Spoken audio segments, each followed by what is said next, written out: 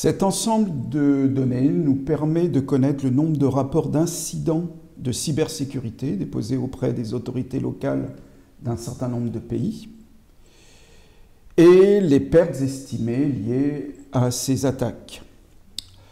Les pertes sont en dollars US, les pertes par année, ici la perte en 2019, en 2020, etc. Les colonnes complaints, c'est justement le nombre de dossiers déposés par année, 2019-2020 jusqu'en 2024. Et la colonne country désigne le code ISO des pays. Il y en a, on va aller voir jusqu'au bout, 117.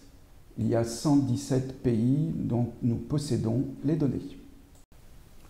Comme nous allons questionner ces données dans Power BI, nous les avons chargées dans Power Query et nous allons en profiter pour modifier la structure de ce fichier puisque les dates organisées de cette façon-là, les années pour tout dire, sont difficilement exploitables dans Power BI.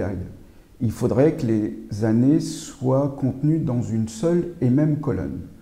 Pour pouvoir faire cela, on va dépivoter les données suivant une seule colonne, la colonne country.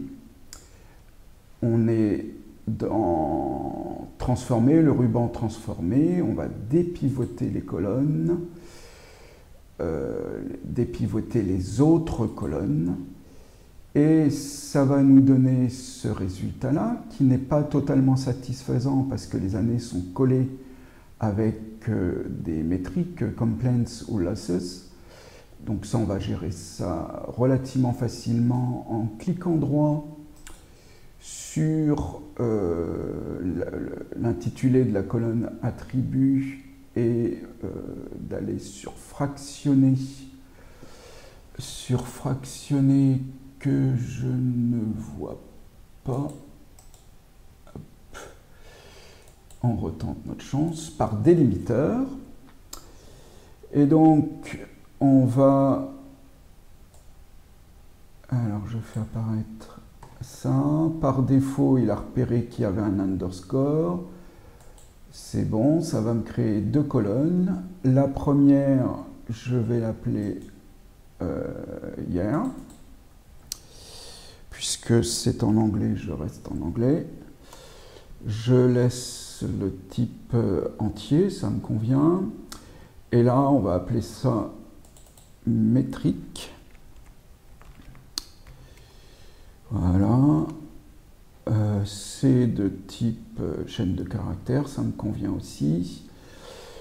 Juste un tout petit changement, je vais trier, par exemple, en tri croissant, peu importe, pour que tous les nombres, les dossiers déposés soient réunis ensemble, ainsi que les pertes associées. Bon, il y en a quelques-unes. On peut juste vérifier en allant ici. Il y a des complaints, il y a des losses. Voilà. C'est parfait.